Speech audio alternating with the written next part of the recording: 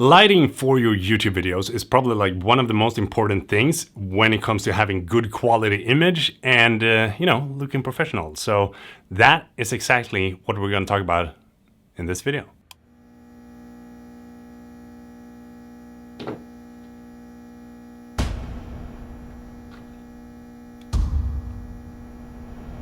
Okay, so when it comes to lighting, there's a couple of things that you need to think about when you are shooting a video or taking a photo, because lighting is everything. It's one of those things that you take for granted, but when you start like fiddling around with it, then you realize that I can make this look so much better if I just use the right modifier or the right light or down here in my office, I am using a 3-point lighting system, and that is one light here, and then we have this, and then I have the lights in the background, which gives 3 different light sources. So 1, 2, 3. We got the Godox SL60 as the main light source with this huge 120 centimeters softbox modifier yeah. And then we have this, which is the Aperture H528C, and then over here we have the Philips Hue lights in the background to give us this ambiance that we want to have in our videos. If I were to turn the background lights off, then it would look something like this. The reason that you want to have background lights in your videos is definitely going to be to give you that depth of like something behind you and to make your whole image and video look way more professional, because without it, it's gonna look really flat. It's not gonna give you the same kind of like good YouTube feeling if you don't have it. So let's turn it back on. So when it comes to the Philips Hue lights, I do have one LED light here in the background of this Walltricks map, and then I have an LED like light strip that is going all the way behind the what do you call this? Bureau. Then I have 3 Philips Hue Play. There's one here, one behind the sign, and one over here. I also have this ring light that is a Philips Hue Sauna. Grab my phone and then I can change to Arctic Aurora. Yep. Maybe Tropical Twilight is something for you. Oh, look at that, moody. So you control these with your smartphone. Like, it gives you a really nice ambience in your background when you're shooting your videos. And this light that is right here, it's giving me this like small rim light here on my cheek. So if I were to turn this off, then you can see that I do not have this kind of like 3-dimensional light on my face anymore. But when I have it on, it gives me this like nice contour on my right cheek. So the only light that I have right now is my Godox SL60 light with a huge diffuser on it. So if I were to turn that off, it's gonna look like this. When I started this YouTube channel, I was actually using this light as my main key light for all my videos. I was sitting at home in my apartment, like mostly in the kitchen, and had this lighting like really close to my face and tried to get like the best kind of look for the videos that I had. And then I had this little bad boy. Boost.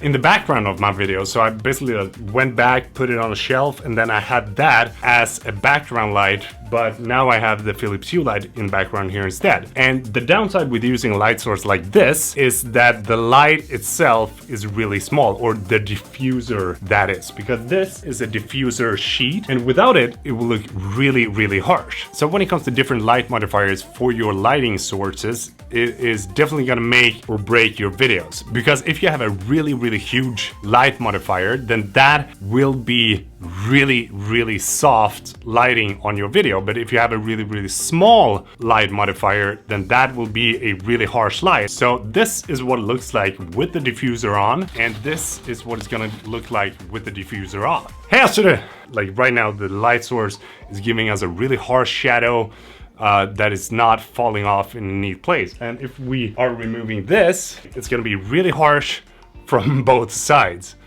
and yeah, it doesn't look good. This light is not something that I would recommend you to buy, because this is a really expensive light for the like amount of brightness, if you may, that you get out of it. What is good about this light though is that it is completely silent. Like the fans are not loud at all. You can't barely hear them even when you're like standing right next to it. So that is a good thing. When it comes to the Godox, it is silent, but you still can hear a humming sound in the background of your videos. So if I'm completely quiet, you can probably hear it.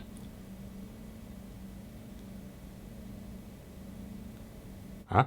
But what is good with the Godox though is the price that you pay and the amount of brightness that the light produces. And you can use this to light almost all of your YouTube videos. Maybe you can do some like serious product photography with it as well, but then you're gonna need a like smaller softbox. Like when you are using a big softbox, it's spreading the light over a larger surface, so that won't give you like the amount of brightness that you wanna have when you're taking photos with low ISO. I recently also bought the Godox SL150, and the reason that I bought that light is not to be able to have it in my YouTube videos, but when I'm out on location or when I'm shooting some video that needs that extra amount of lighting, because having really good lighting with you that is portable and cheap is a key factor when it comes to being a freelance like content creator. So depending on the like size of your light source, you're gonna have like a lot of different outcomes of the results of your video. This is what it's looking like if you're using the Aperture ALMX, which is a like really